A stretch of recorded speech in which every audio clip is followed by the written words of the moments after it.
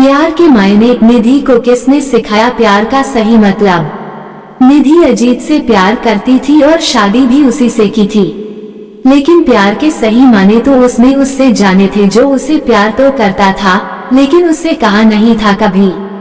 उससे मेरा कोई खास परिचय नहीं था। शादी से पहले जिस ऑफिस में काम करती थी वही था वह। आज फ्रेंच क्लास अटेंड करते वक्त उससे मुलाकात हुई। पति के कहने पर अपने फ्री टाइम का सदुपयोग करने के विचार से मैंने ये क्लास ज्वाइन की थी। हाय, वो चमकती आंखों के साथ अचानक मेरे सामने आ खड़ा हुआ। मैं मुस्कुरा उठी। ओह तुम, so nice to meet you. नाम याद नहीं आ रहा था मुझे उसका। उसने स्वयं अपना नाम याद दिलाया। अंकित, पहचाना आपने? हाँ हाँ बिल्कुल याद है मुझे। मैंने यह बात जाहिर नहीं होने दी कि मुझे उसका नाम भी याद नहीं। और सब कैसा है? उसने पूछा। फाइन, यही पास में घर है मेरा। पति आर्मी में है, 2 बेटियां हैं, बड़ी 7वीं कक्षा में और छोटी 3री कक्षा में पढ़ती है। वाह ग्रेट, वह अब मेरे साथ चलने लगा था। मैं 2 सप्ताह पहले ही दिल्ली आया हूँ। वैसे मुंबई में रहता हूँ। मेरी कंपनी ने 6 माह के प्रोजेक्ट वर्क के लिए मुझे यहाँ भेजा है। सोचा फ्री टाइम में ये क्लास भी ज्वाइन कर लूँ। गुड, अच्छा अंकित, अब मैं चलती हूँ, यहीं से ऑटो लेना होगा मुझे। ओके बाय, कह वह चला गया। मैं घर आ गई। अगले 2 दिनों की छुट्टी ली थी मैंने। मैं घर के कामों में पूरी तरह व्यस्त रही। बड़ी बेटी का जन्मदिन था और छोटी का नए स्कूल में दाखिला कराना था। 2 दिन बाद क्लास पहुंची तो अंकित फिर सामने आ गया। आप 2 दिन आई नहीं। मुझे लगा कहीं क्लास तो नहीं छोड़ दी। नहीं, घर में कुछ काम था। वह चुपचाप मेरे पीछे वाली सीट पर बैठ गया।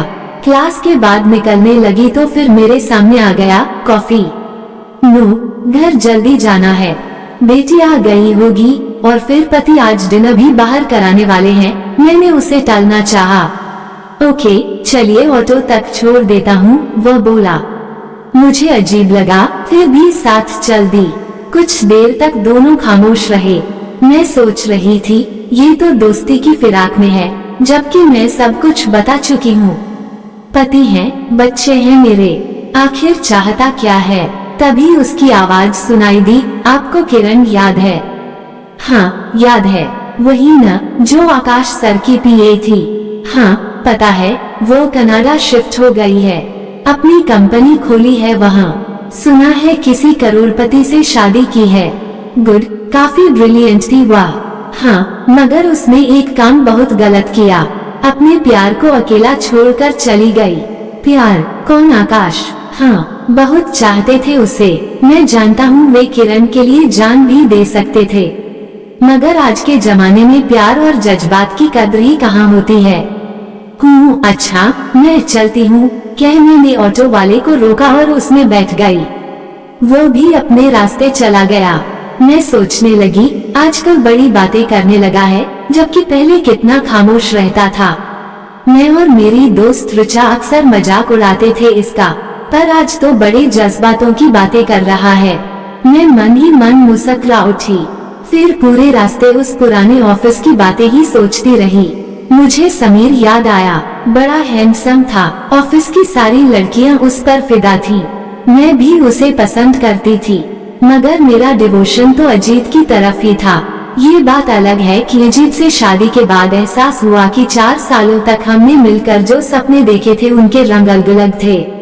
हम एक दूसरे के साथ तो थे, पर एक दूसरे के लिए बने हैं, ऐसा कम ही महसूस होता था। शादी के बाद अजीत की बहुत सी आदतें मुझे तकलीफ देती, पर इंसान जिससे प्यार करता है उसकी कमियां दिखती कहाँ हैं।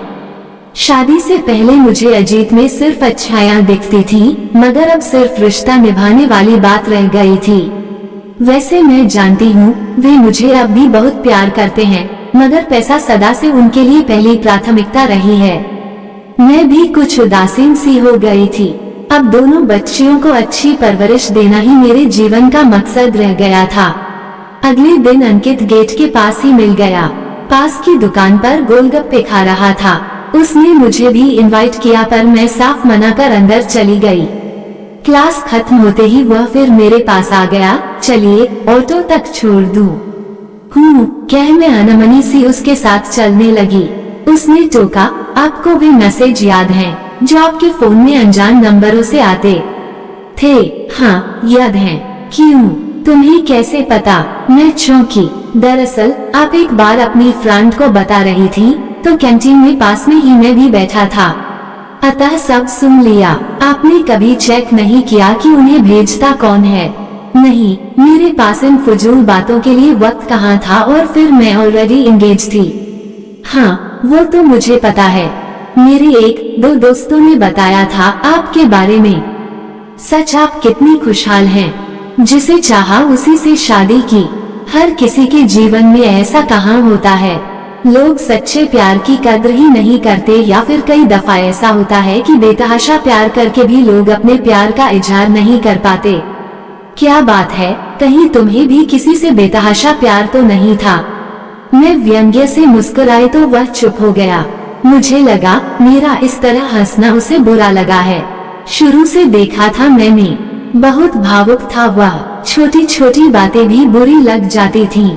व्यक्तित्व भी साधारण सा था, ज्यादातर अकेला ही रहता, गंभीर मगर शालीन था। उसके 2-3 ही दोस्त थे, उनके काफी करीब भी था, मगर उसे इधर उधर वक्त बर्बाद करते या लड़कियों से हंसी मजाक करते कभी नहीं देखा था। मैं थोड़ी सीरियस होकर बोली, अंकित तुमने बताया नहीं है तुम्हारे कितने बच्चे हैं और पत्नी क्या करती है? मैडम आपकी मंजिल आ गई, उसने मुझे टालना चाहा।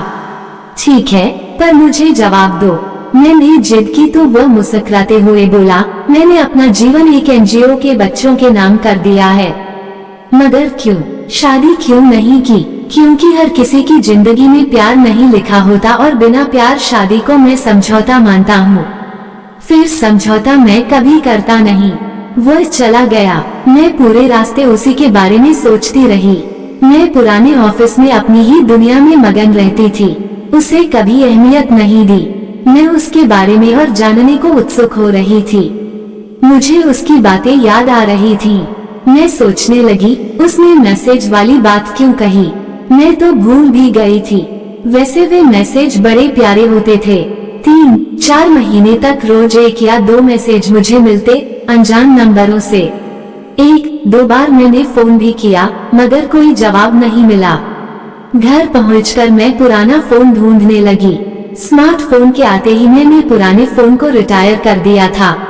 10 सालों से वह फोन मेरी अलमारी के कोने में पड़ा था। मैंने उसे निकालकर उसमें नई बैटरी डाली और बैटरी चार्ज कर उसे ऑन किया। फिर उन्हीं मैसेज को पढ़ने लगी। उत्सुकता उस वक्त भी रहती थी और अब भी होने लगी कि ये मैसेज मुझे भेजे किसने थे। जरूर अंकित इस बारे में कुछ जानता होगा, तभी बात कर रहा था। फिर मैंने तय किया कि कल कुरेद कर उससे यह बात जरूर उगलवाऊंगी। पर अगले 2-3 दिनों तक अंकित नहीं आया। मैं परेशान थी, रोज बेसब्री से उसका इंतजार करती। चौथे दिन वो दिखा, मुझसे रहा नहीं गया तो मैं उसके पास चली गई। फिर पूछा, अंकित इतने दिन कहाँ थे? वह चौंका, मुझे करीब देखकर थोड़ा सा कपकाया, फिर बोला, तबीयत ठीक नहीं थी। तबीयत तो मेरी भी कुछ महीनों से ठीक नहीं रहती। क्यों, क्या हुआ? उसने चिंतित स्वर में पूछा। बस किडनी में कुछ प्रॉब्लम है। अच्छा, तभी आपके चेहरे पर थकान और कमजोरी सी नजर आती है। मैं सोच भी रहा था कि पहले जैसी रौनक चेहरे पर नहीं दिखती। हाँ, दवा जो खा रही हूँ, मैंने कहा। फिर सहज ही मुझे मैसेज वाली बात याद आई। मैंने पूछा, अच्छा अंकित, ये बताओ कि वे मैसेज कौन भेजता था मुझे? क्या तुम जानते हो उसे? वो मेरी तरफ एकटक देखते हुए बोला, हाँ, असल में मेरा एक दोस्त था। बहुत प्यार करता था आपसे, पर कभी कह नहीं पाया। और फिर जानता भी था कि आपकी जिंदगी में कोई और है, इसलिए कभी मिलने भी नहीं आया। मैंने लंबी सांस ली। अच्छा, अब कहाँ है तुम्हारा वह दोस्त?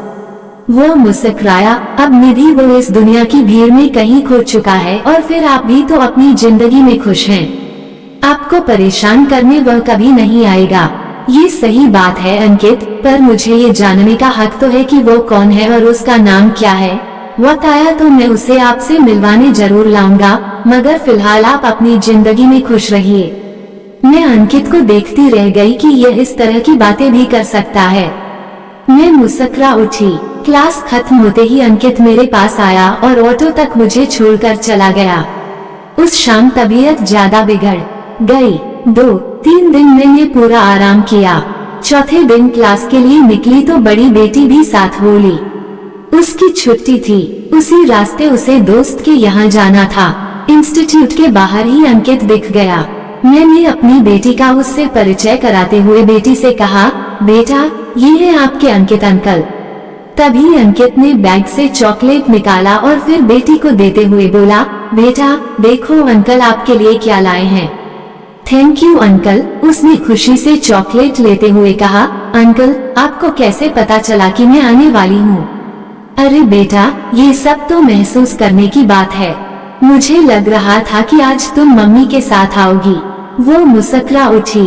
फिर हम दोनों को बाय बाय कहकर अपने दोस्त के घर चली गई। हम अपनी क्लास में चले गए। अंकित अब मुझे काफी भला लगने लगा था। किसी को करीब से जानने के बाद ही उसकी असलियत समझ में आती है। अंकित भी अब मुझे एक दोस्त की तरह ट्रीट करने लगा, मगर हमारी बातचीत और मुलाकातें सीमित ही रहीं। इधर कुछ दिनों से मेरी तबीयत ज्यादा खराब रहने लगी थी। फिर एक दिन अचानक मुझे हॉस्पिटल में दाखिल होना पड़ा। सभी जांचें हुई। पता चला कि मेरी एक किडनी बिल्कुल खराब हो गई है। दूसरी तो पहले ही बहुत वीक हो गई थी, इसलिए अब नई किडनी की जरूरत थी। मगर मुझसे मैच करती किडनी मिल नहीं रही थी। सब परेशान थे। डॉक्टर भी प्रयास में लगे थे। एक दिन मेरे फोन पर अंकित की कॉल आई। उसने मेरे इतने दिनों से क्लास में न आने पर हालचाल पूछने के लिए फोन किया था। फिर पूरी बात जान उसने हॉस्पिटल का पता लिया। मुझे लगा कि वह मुझसे मिलने आएगा, मगर वो नहीं आया। सारे रिश्तेदार मित्र मुझसे मिलने आए थे। एक उम्मीद थी कि वह भी आएगा, मगर फिर सोचा कि हमारे बीच कोई ऐसी दोस्ती तो थी नहीं, बस एक दूसरे से पूर्व परिचित थी, इसलिए थोड़ी बहुत बातचीत हो जाती थी। ऐसे में यह अपेक्षा करना कि वह आएगा मेरी ही गलती थी। समय के साथ मेरी तबीयत और बिगड़ती गई। किडनी का इंतजाम नहीं हो पा रहा था। फिर एक दिन पता चला कि किडनी दोनों मिल गया है। मुझे नई किडनी लगा दी गई। सर्जरी के बाद कुछ दिन में हॉस्पिटल में ही रही। थोड़ी ठीक हुई तो घर भेज दिया गया। फ्रेंच क्लासेज पूरी तरह छूट गई थी। सोचा एक दफा अंकित से फोन करके पूछूं कि क्लास और कितने दिन चलेंगी। फिर ये सोचकर कि वह तो मुझे देखने तक नहीं आया, मैं भला उसे फोन क्यों करूं, अपना विचार बदल दिया। समय बीतता गया। अब मैं पहले से काफी ठीक थी, फिर भी पूरे आराम की हिदायत थी। एक दिन शाम को अजीत मेरे पास बैठे हुए थे कि तभी फ्रेंच क्लासेज का जिक्र हुआ। अजीत ने सहसा ही मुझसे पूछा, क्या अंकित तुम्हारा गहरा दोस्त था? क्या रिश्ता है तुम्हारा उससे? आप ऐसा क्यों पूछ रहे हैं? मैंने चौंकते हुए कहा, अब ऐसे तो कोई अपनी किडनी नहीं देता ना। किडनी डोनर कोई नहीं, अंकित नाम का व्यक्ति था। उसने मुझे बताया कि वह तुम्हारे साथ फ्रेंच क्लास में जाता है और तुम्हें अपनी एक किडनी देना चाहता है। तभी से यह बात मुझे बेचैन किए हुए है, बस इसलिए पूछ लिया। अजीत की आंखों में शक साफ नजर आ रहा था। मैं अंदर तक व्यथित हो गई। अंकित सचमुच केवल क्लास फेलो था और कुछ नहीं। चलो यदि ऐसा है तो अच्छा, वरना अब क्या कहूँ, कहकर वे चले गए। पर उनका ये व्यवहार मुझे अंदर तक ले गया कि क्या मुझे इतनी भी समझ नहीं कि क्या गलत है और क्या सही। किसी के साथ भी मेरा नाम जोड़ दिया जाए। मैं बहुत देर तक परेशान सी बैठी रही। कुछ अजीब भी लग रहा था। आखिर उसने मुझे किडनी डोनेट की क्यों? दूसरी तरफ मुझसे मिलने भी नहीं आया। बात करनी होगी सोचते हुए मैंने अंकित का फोन मिलाया, मगर उसने फोन काट दिया। मैं और ज्यादा चिढ़ गई। फोन पटक कर सिर पकड़कर बैठ गई। तभी अंकित का मैसेज आया, मुझे माफ कर देना निधि, मैं आपसे बिना मिले चला आया। कहा था न मैंने कि दीवानों को अपने प्यार की खातिर कितनी भी तकलीफ सहनी मंजूर होती है, मगर वे अपनी मोहब्बत की आंखों में तकलीफ नहीं सह सकते, इसलिए मिलने नहीं आया। मैं हैरान सी उसका ये मैसेज पढ़कर समझने का प्रयास करने लगी कि वो कहना क्या चाहता है, मगर तभी उसका दूसरा मैसेज आ गया। आपसे वादा किया था न मैंने कि उस मैसेज भेजने वाले का नाम बताऊंगा। दरअसल मैं ही आपको मैसेज भेजा करता था। मैं आपसे बहुत प्यार करता हूँ। आप जानती हैं न कि इंसान जिससे प्यार करता है उसके आगे बहुत कमजोर महसूस करने लगता है। बस यही समस्या है मेरी। एक बार फिर आपसे बहुत दूर जा रहा हूँ। अब बुढ़ापे में ही मुलाकात करने आऊंगा, पर उम्मीद करता हूँ इस दफा आप मेरा नाम नहीं भूलेंगी। Good bye. अंकित का यह मैसेज पढ़कर मेरी समझ में नहीं आ रहा था कि मैं मुस्कुराऊं या रोऊं। अंदर तक एक दर्द मेरे दिल को बे गया था। सोच रही थी मेरे लिए ज्यादा गहरा प्यार किसका है, अजीत का, जिन्हें मैंने अपना सब कुछ दे दिया फिर भी वे मुझ पर शक करने से नहीं चूके, या फिर अंकित का, जिसे मैंने अपना एक पल भी नहीं दिया मगर उसने आजीवन मेरी खुशी चाही। आपको ये कहानी कैसी लगी हमें कमेंट कर जरूर बताएं। इसी तरह की अच्छी कहानियाँ आप यहाँ पर पढ़ सकते हैं। यहाँ उपस्थित शिक्षाप्रद कहानियाँ आपका मनोरंजन करने के साथ दिशा भी देंगी। तो बने रहिए हमारे साथ और हमारे प्रयास को सफल बनाएं।